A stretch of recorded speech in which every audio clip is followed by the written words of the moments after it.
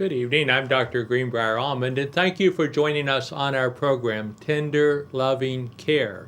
Each week on Channel 3, I'm happy to talk about this interface between Christianity and medicine. And tonight I'm going to talk about something that I'm seeing over and over again. Maybe it's the dog days of summer, hot days of August. Maybe it's this prolonged depression in our economy that we're into, the recession that just lingers on and on. Maybe it's a lot of things like this, but it seems to be that as a nation and as individuals, especially as I see them in a consultation room for depression as a diagnosis or something, severe sadness coming over people, that people have lost faith. And that's a key element to health. We always say faith, hope, and love, but the greatest is love. But of course, faith and hope are just as strong, I think, for health. And so I'm going to talk a little bit about that with you tonight because I've had several examples this week that sort of shook me. And I said, wait a minute, I'm an encourager. What I do in medicine is listen to people's problems. People present their chief complaint to the doctor, and some of the complaints are very, very strongly worded and very discouraging to hear, but I turn around and try to encourage people to live an abundant life or to live a life of faith or to increase their faith, increase their hope, and try again. Don't give up. And so I feel like I almost understand what Winston Churchill went through when the Nazis were attacking England, and by all rights the British should have given up, but Winston Churchill was always there saying, never give up, never give up, never give up. And lo and behold, the people of England did not. And of course, the Americans came and the Allies came and they defeated the Nazis, and England was free again. But at that moment, there was a moment, I'm sure many moments, where Churchill wondered if he could encourage his own people. So what am I talking about? Let's talk about examples first of all, because people who have listened to this program for 35 years say they learned a lot from the examples. Well, I've seen several people in the past week who are soldiers or veterans now, and they are applying for a service-connected pension due to injury that they've received, traumatic brain injury and other injuries that they receive in combat.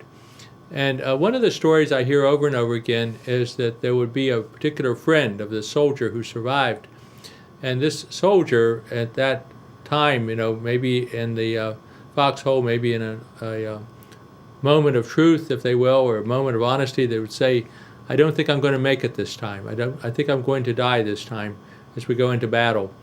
And other soldiers never like to hear that because they've seen the rest of the story. They become aware that, lo and behold, the person who said that on that particular day did die in battle. Of course, battle is always very risky. The chances of survival are at best tough, but we're trained. We have the best fighting machine that we've ever had to defend America, and these are brave men. But that just that offhanded remark of a soldier, I don't think I'm going to make it today, brings a lot of grief to a soldier's heart, because they have seen when someone says that indeed their luck does run out and they die. I've seen it in other ways. I've seen people who have an illness by which all rights they should survive. Huntington's chorea is something that we have in these parts. Huntington, West Virginia, being named after someone named Huntington, and that family tree having this movement disorder, which has also, as a part of it, depression. I've seen people who by all rights should have given up, but their faith is all that sustains them. And saw a woman recently who has Huntington's, and she's been able to hang on and improve her strength. And it has to be a matter of faith. It's neurologically her disease is progressive, but it's encouraging. But other people give up early and die of those same disorders. And in fact, in Huntington's disease, there's a high suicide rate, and so they kill themselves, and that's always tragic. Another story I remember reading about this one, but just to set the stage, it's about, take us back to the Civil War time, and in the South there were these big plantations, and some plantation owners loved their slaves. They got along well with them, but they were slaves. They were free men and owners, and they were slaves. And so in the war, as the war ended, then the slave owners said to their slaves, well, of course, you're free now. We're no longer slaves. And some of the people, slaves, because of the mentality of being slaves, asked to stay on the plantation, to become employees and live there. Well, lo and behold, as this story goes, the owner dies, and this man who is now a free man, who had been a slave, is living in a slave quarter, and he lives out his life there. But finally, when the will is discovered and it's gone over, it's been told that the owner left the mansion, the plantation house, to this former slave. He didn't have to live in the slave quarter. He could have lived in the mansion.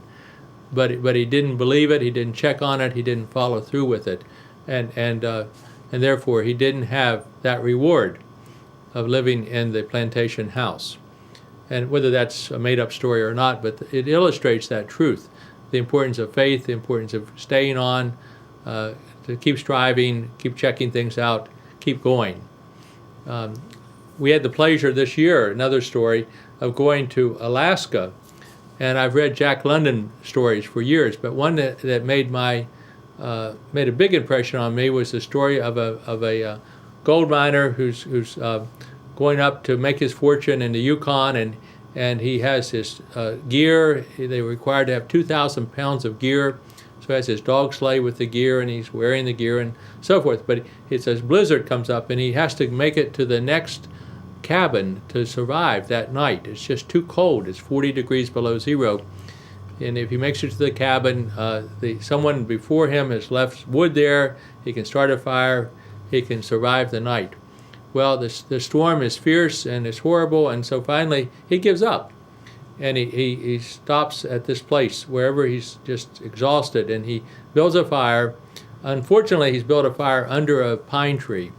They have these giant western hemlock, and it's covered with snow. And so you know what happens. According to the Jack London story, the snow melts as the fire is blazing and drops down, puts out the fire. The man is frozen the next morning when they find him. But just another 100 yards is the cabin that he was trying to reach. But he'd given up, a little short of his goal. So that's the type of issue I'm talking about. I've heard lately a leader in our country say that we've become a nation of whiners. This also got me thinking about this. Well, let's talk about what is the role of faith. And in medicine, we often think about hope. We try to instill hope in people to fight their cancer, to fight their disease, and keep going. And as I often say, I'm not a psychiatrist who's a shrink. I'm a stretch. And it gets at the concept of what we want to teach. Well, let's look at a Bible verse, I think, that also illustrates this. This is from Hebrews, the 11th chapter, the 6th verse of Hebrews. But without faith, it is impossible to please him, that is, to please God. For he that cometh to God must believe that he is, and that he is a rewarder of them that diligently seek them. So we need to draw close to God in faith. I worked for 2 years with a faith healer, that is, Oral Roberts. Oral Roberts at that time was a Methodist minister, and he had a Methodist seminary, and he had a university. He was the university president. He had built a medical school, and I was on the faculty of the medical school. But in his early years, Oral Roberts had gone out and had a tent ministry going from town to town across America, holding these big rallies, and people would be encouraged to increase their faith, come forward, believe in a healing, believe in a miracle, and be healed. And some people were. So Oral Roberts understood the importance of faith, and he taught that to the faculty and to the students. And one of the illustrations that he always used was their Mabee Center. This is a similar basketball arena to our Coliseum at Morgantown. Magnificent structure, millions and millions of dollars of basketball arena, sports arena, all under this great big roof, and fabulous building. Probably 20,000 people could sit there. The best arena in all of Oklahoma. And so Oral Roberts' story about how it began is he had his trustees around the table, and he said, we need to build this. And they said, well, we don't have enough money. And they said, let's pool our money. And they reached in their pockets and got out their change. And they had something like $3.57 of change. And they put that on the table and said, okay, this is our seed. We'll start with this. And of course, the rest of the story is they had a campaign and it was successful in building this magnificent arena, a story of faith. On the other hand, let's look at what happened to the Israelites. And I've always thought of the book of Numbers as a book of sort of like a census of the Israelites. And it does have a lot of the numbers of the tribes and things like that, but it's also a story of faith. And in there it's recorded the Israelites have just crossed the Red Sea. The sea miraculously is divided, and they cross on dry land, probably 1.5 million people. And they can look back and they can see that the Egyptian army also, maybe 1 million people, but coming toward them, all these chariots and horses, and it's very worrisome, isn't it, that they're going to be overtaken. But the sea collapses, the horses and the riders drown in the sea, and of course the Israelites are saved. It's a great moment of faith, and they can see it in action. But that same people, and they go forward now, they crossed within a rather short time to the Promised Land, and they were encouraged to go in. But there were 600,000 men went in, and they sent 10 scouts in, and 8 came back and said, the people are giants. We can't win. We can't win the battle. We should go back to Egypt. 2 of them, Caleb and Joshua, decide they can go in, but only 2. So 599,000, 998 people are afraid, but 2 go forward. Well, the rest of the story is that God gives, in a sense, the multitude what they want.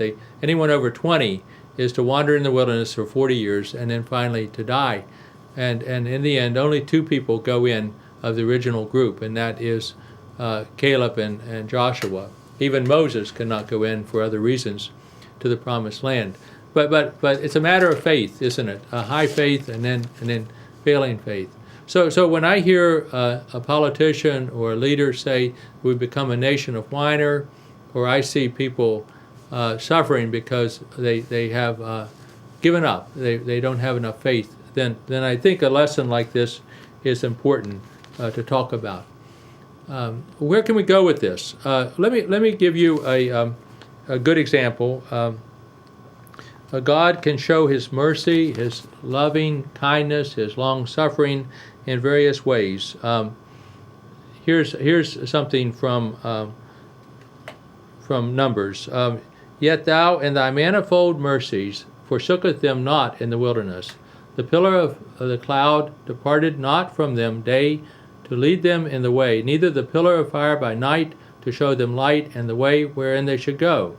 Thou gavest also a good spirit to instruct them, and withheldest not the manna from their mouth, and gavest them water for their thirst. Yea, 40 years did they sustain them in the wilderness, so that they lacked nothing. Their clothes waxed not old, and their feet swelled not. As a West Virginian, I think we're in a privileged position. In other words, in good faith, I can encourage people in West Virginia that we have a wonderful place to live. Several years ago, I went to Africa, and I wanted to take pictures of West Virginia, postcards. I went down to the local businesses down on Main Street, bought all the postcards I could find, and took several hundred of them over there just to hand out to people that I may meet so they would know where I'm from. And the thing I didn't know about is we have this wonderful, wonderful water supply that Africans do not have. They have streams that are dried up, and they have every 10 miles or so there's a well that has been dug by the Chinese government, and it says the gift of the Chinese government, but people carry a bottle or a carton of some kind, and they walk 5 miles or more to get to water. They fill up their pitchers, they go back home, and that's all the water they may have that day. Horrible situation. So when I took these postcards over, I began to hand them out, and people were awestruck. I've had a picture of a river, maybe the Buchanan River, the Kanawha River, Blackwater Falls, whatever picture I may have, people could not believe the amount of water that we had. And so that's a blessing. We are way, way ahead of the curve. God has given us so many blessings. Of course, I believe right now we're one of 4 states in the Union that is balancing our budget consistently. And that's a good thing. That's a blessing we have with the coal wealth. Dr. Dean Duvall, Dean of the Medical School at West Virginia University in the 80s, came down to Buchanan and talked to the doctors, and we had a really good meeting. We met in Dr. Jake Huffman's house on Park Street at that time, and Dr. Duvall said something that I've always remembered. He said he came from Texas. And he said, West Virginians have this inferiority complex. We don't believe in yourself enough. You don't have enough faith. He's saying this as a medical doctor trying to build a great medical school and having the resources to do it, but the lack of the faith was keeping him from being successful. He said, where I came from in Texas, he said, we have oil wealth, but you have more coal wealth than we have oil wealth. In other words, Texans have grandiose ideas of themselves. They brag on themselves. West Virginians are inferior. He said, furthermore, Texas is a huge state, only second to Alaska in size. But he said, look at West Virginia. It's all crunched together with all these mountain ranges. If it were spread out flat, like if you took a bedspread and spread it out flat, then West Virginia would be larger than Texas. We're just all squished together. And I thought about that a lot. And Dr. Duvall had a perspective of someone coming in, seeing how great the state is. But we don't believe it enough.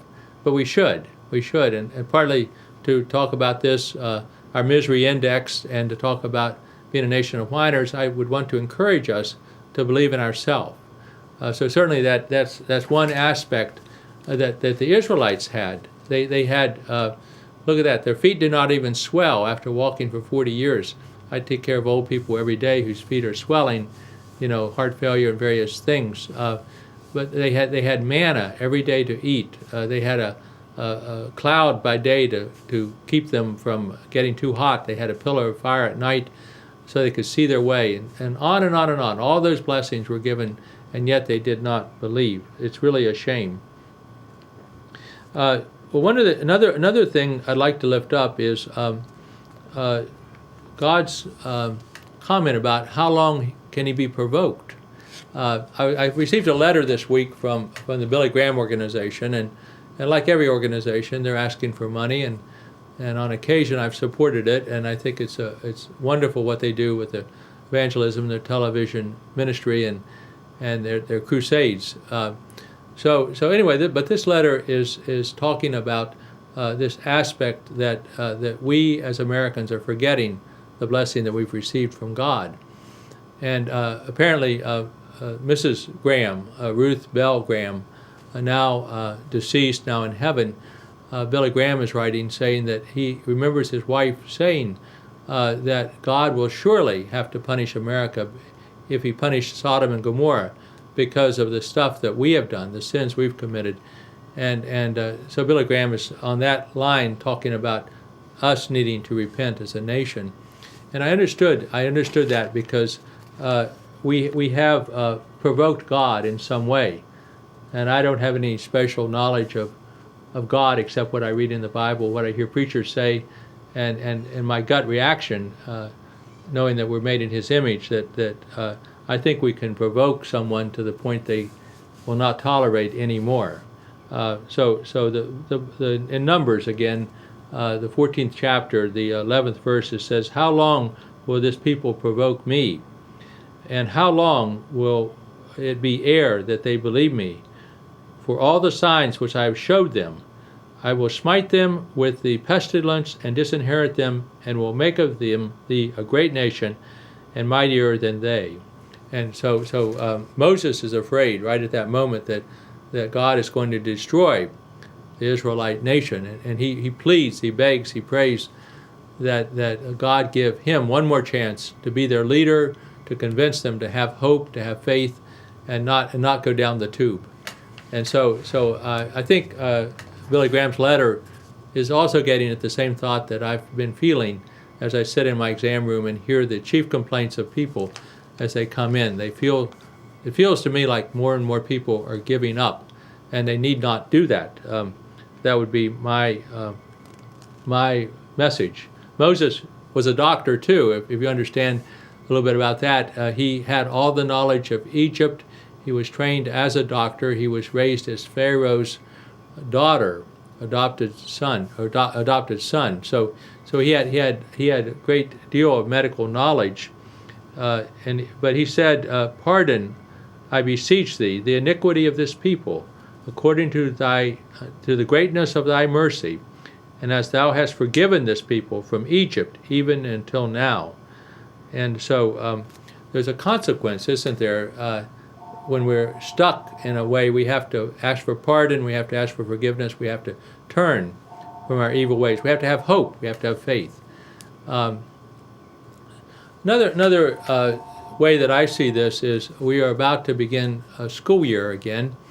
The schools have been painted up, fixed up, floors waxed, a lot of repair work done.